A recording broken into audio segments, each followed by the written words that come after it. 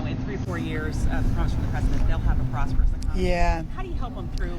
In the meantime, last time there was a lot of support in actual subsidies to farmers. Is that an option now? How big could that be? Yeah, thank you for the question on tariffs. There's no doubt, and I've said multiples of times, I've talked to now at this point hundreds of farmers across the country in the last 30 days since I was sworn in. The number one question almost every single time is the tariffs and how that's going to affect a very difficult farm economy right now.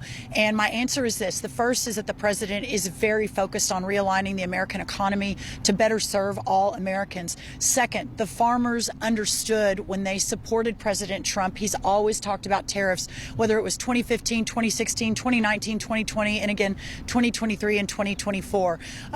They supported him in 80-90% numbers. So they understand his vision, but also understand there may be some short-term challenges with that, certainly in this current farm economy. But the third thing I'll say is the president on the front end is very focused on what this will do to our farming community, but also has tasked me that as we move forward, similar to the first term, that we have some programs in place that would potentially mitigate any economic catastrophes that could happen to some of our farmers if in fact this moves forward and some of our farmers are significantly hurt. Is that Thank the you. direct aid payments, We're working that out right now. Yes, ma'am. Secretary Rollins, Edward Zoll with Lindell TV. Do you have a message for some of the children that visited yesterday who said they're appreciative of the honey bun cost being down right now? Well, listen, the president, when he was running and was elected, from my perspective, on a mandate from the American people, he ran on a lot of different messages and a lot of different promises. But for me, as I was sort of, running an outside organization and that certainly have supported him and known him for a long time,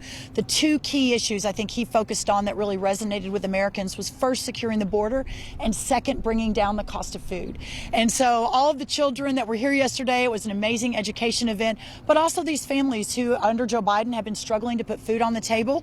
I think we'll see those costs to continue to come down. Of course, I have been very focused on egg prices in the last month especially, and we've seen those come down too. Now, listen, the market is a tricky thing. We'll see what the numbers look like. We've got another big report coming out, I think, on Monday, then the next big report comes out the following Friday, and we'll continue to watch that. But this president is in it for the long term. And that's the blessing, frankly, of working for him, is that, a lot of times in politics, it's like short term. We're going to make this decision to keep these people happy. But he is doing this to completely restructure the American economy for all Americans. And that's a long-term play. So thank you. Secretary Rollins, you mentioned that the U.S. will start importing some eggs from South Korea and another undisclosed country. How many eggs are we talking, and can you name the other countries? Right now, we've got Turkey and South Korea importing eggs. Just yesterday, I talked to a couple of other countries that will soon begin importing. We haven't signed that deal yet, so I don't want to say who it is. We are talking in the hundreds of millions of eggs for the short term, so not insignificant, but significant enough to help continue to bring the prices down for right now.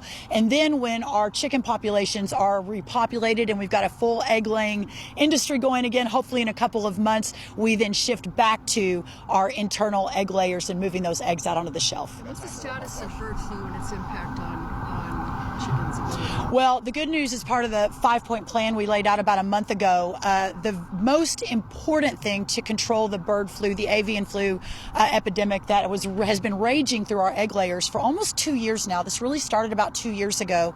Is that the most proven way to solve for that is through biosecurity measures. And what that means is locking down your barns. The number one prong on our plan was to invest a significant amount of money to do audits across the country, to have USDA help these egg-laying companies to secure their barns. And since we began doing that most recently, we've seen a significant decline in the bird flu. Thank y'all so much. Good to see everybody. Thank you, Madam Secretary. Thank y'all so much.